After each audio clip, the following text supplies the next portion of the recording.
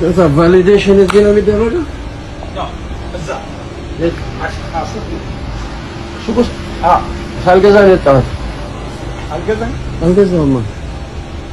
ለምን? ስለዚህ ገባሁና ትከፍላለህ ማለት ነው። ትከፍላለህ ማለት ነው። ስንት ብር ነው የከፈለው?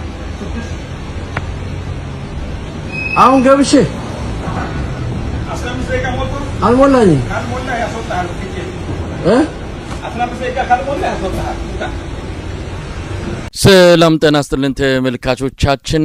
የቀድሞ የኢትዮጵያ የውጭ ጉዳይ ሚኒስትር የአማራ ክልል ፕሬዝዳንት የጠቅላይ ሚኒስትሩ የደህንነት ጉዳዮች አማካሪ በተለያዩ የኃላፊነት ቦታዎች የሰሩ ከህዳሴ ግድብ ጋር በተያያዘ የኢትዮጵያ መልእክተኛ ሆነው በተለያዩ ድርድሮች ላይ የተሳተፉት ዶክተር ገዱ አንዳርጋቸው ሰሞኑን በማህበራዊ ሚዲያ እንደዚሁም በተለያዩ መድረኮች ላይ ስማቸው እየተነሳ ይገኛል። አንድ የብልጽግና ደጋፊ የሆነ እዚህ ዋሽንግተን ዲሲና አካባቢ የሚኖር ግለሰብ ዶክተር ገዱ አንዳርጋቸው የፓርኪንግ ስራ ይሰራሉ በማለት ያሉበትን ሁኔታ በቪዲዮ ቀርጾ ያቀረበበት መልእክት መነጋገሪያ ሆኖ ሰንብቷል። ዶክተር ገዱ አንዳርጋቸው ካሉበት ከፍተኛ የኃላፊነት ደረጃ አንጻር እዚህ አሜሪካ አገር በመምጣት በስደተኝነት የፓርኪንግ ስራ መስራታቸውን የብልጽግና ደጋፊዎች በማጣጣል የገለጹበት ሁኔታ ከፍተኛ መነጋገሪያ ሆኖ ነው ያለፉትን 2 ቀናት የቆየው። የብልጽግና ደጋፊዎች የዶክተር ገዱ አንዳርጋቸው በፓርኪንግ ስራ ላይ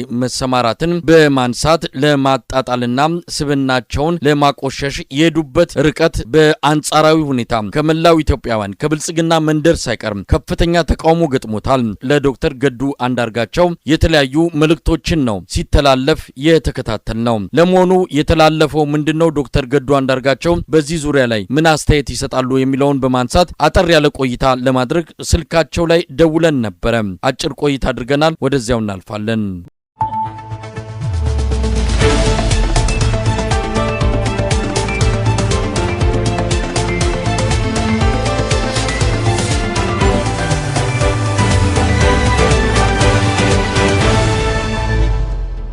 በጣም አመሰግናለሁ ዶክተር ገዱ አንዳርጋቸው የቀድሞ የኢትዮጵያ የውጭ ጉዳይ ሚኒስትር እንደዚሁም የአማራ ክልል ፕሬዝዳንት አሁን በስደት ነው የሚገኙት። ሰሞኑን ከእርሶ ጋር በተያያዘ አንድ መረጃ በሰፊው ወጥቷል። ከቪዲዮ ጋር ተያይዞ ነው እርሶ በዚህ በአሜሪካ እያደረጉ ያሉትን በቪዲዮ ቀርጾ ለተለያዩ መድረኮች ያበቃ አንድ ግለሰብ ነው። ያንን ተከትሎ ሰፊ መነጋገሪያ ሆኗል። አቶ ገዱ አንዳርጋቸው ምንድነው የሰማነው? ምንድነው በእርሶ በኩል ለዚህ ጉዳይ የሚሰጡት አስተያየት? መሳይ በጣም አመሰግናለሁ። ይህንን ጉዳይ በተመለከተ ብዙ ማለት አልፈልግም። ነገር ግን እኔ እዚህ ሀገር ከመጣሁኝ ዞሮ የዚህ ሀገር ኑሮ የሚፈልገውን ለዚህ ሀገር ለመኖር መስራት አለብህ። እኔም እንደዛ ነው እያደረግኩ ያለሁት። እንግዲህ ሰዎቹ ይህንን ያቀረጹ ሰዎች ምንፈልገው እንደሆነ በእውነቱ አላወቁም። ነገር ግን እኔ በዚህ አጋጣሚ መግለጽ የምፈልገው ምንድን ነው፣ እኔ አንድ ግለሰብ ነኝ።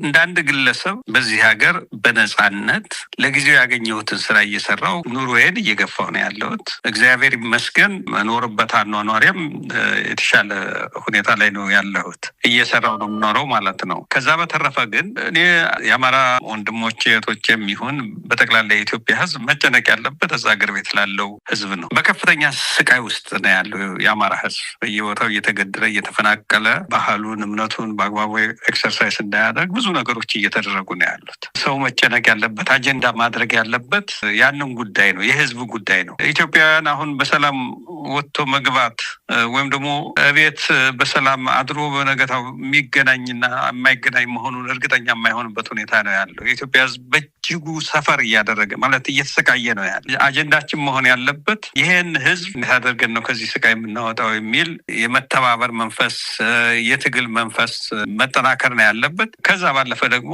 በእውነቱ ለመናገር አሁን ትግል እያደረጉ ያሉ ወገኖች አሉ። እነዚህ ትግል እያደረጉ ያሉትን ወገኖች መደገፍ እና ለውጤት በቅተው እኛም ደግሞ ወደ ሀገራችን በሰላም የምንመለስበትን ሁኔታ እንዲፈጠር ማድረግ ነው ትልቅ ትኩረት ሊሰጠው የሚገባ የሚል እምነት ነው ያለኝ። የኔ ይህን ያህል በእውነቱ ለመናገር ህዝቡ ያለውን አክብሮት የተናገረው እያንዳንዱ ሰው ለአሁን ብቻ ሳይሆን በህይወቴ ውስጥ ትልቅ አክብሮት ለህዝቡ ነበረኝ። አሁንም ይህ አክብሮቴ የበለጠ እንዲያድግ የበለጠ አክብሮት እንዲኖረኝ አድርጓል። ከዛ በተረፈ ግን ያላቸውን አስተያየት ለሰጡ ፖዘቲቭ የሆነ ገንቢ የሆነ አስተያየት ለሰጡ ወገኖቻችን ሁሉ ከልብ የመነጨ ምስጋና አቀርባለሁ። ዶክተር ገዱ አንዳርጋቸው የውጭ ጉዳይ ሚኒስትር ነበሩ፣ የአማራ ክልል ፕሬዝዳንት፣ የአብይ አህመድ የደህንነት አማካሪ። ከግል ጥቅም አንጻር ከብዙ ነገሮች አንጻር ስንመለከተው አሁን ካሉት የብልጽግና እታች ያሉት አመራሮች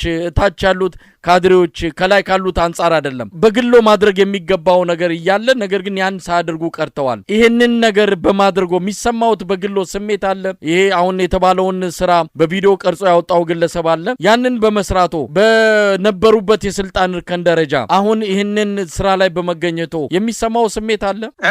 ስደተኛ በመሆኔ የሚሰማኝ ነገር ሊኖር ይችላል። አገርን ያህል ነገር ትተህ ስደተኛ መሆን ዞሮ መጥፎ ነገር ነው። ከዛ በተረፈ ግን እኔ ያኔ የአማራ ክልል ፕሬዚዳንት ሆኜ በፌዴራል ደረጃ ሚኒስቴር ሆኜ ባገለገልኩበት ዘመን ያ ሮሌ የነበረው ለህዝብ ለሀገር ለጋራ ጉዳዮች መስራት ነው።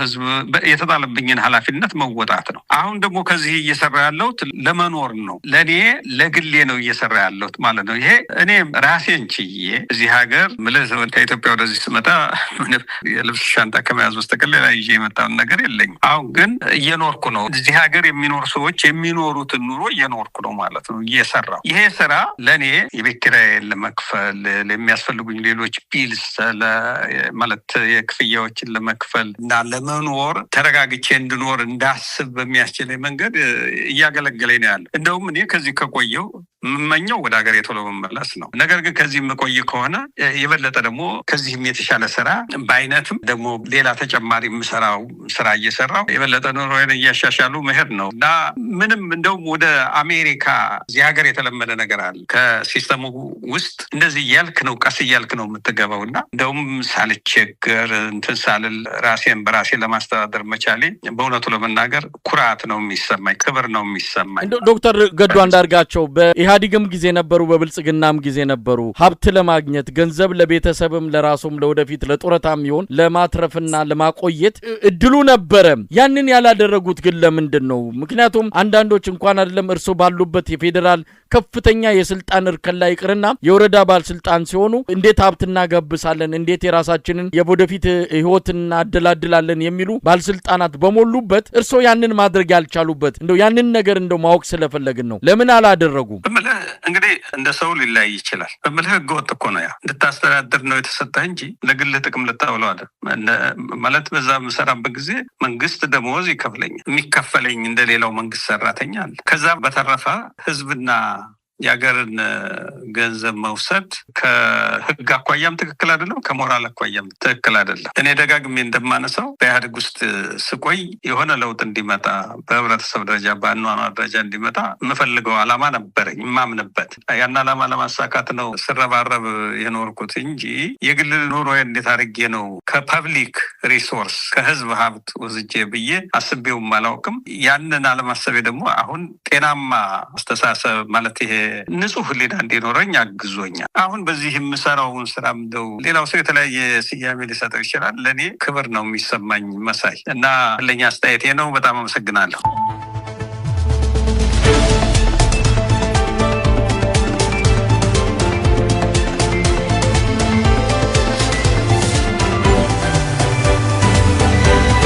ተመልካቾቻችን ከዶክተር ገዱ አንዳርጋቸው ጋር ያደረግነው አጭር ቆይታ ይህንን ይመስላል። በዚህ ጉዳይም ሆነ በአጠቃላይ በኢትዮጵያ ወቅታዊ ሁኔታ ላይ ቆይታ ለማድረግ ቃል ገብተውልናል። ወደፊት በስፋት ከዶክተር ገዱ አንዳርጋቸው ጋር የምናደርገውን ቆይታ ይዘንላችሁ የምንቀርብ ይሆናል። ጤና ይስጥልን።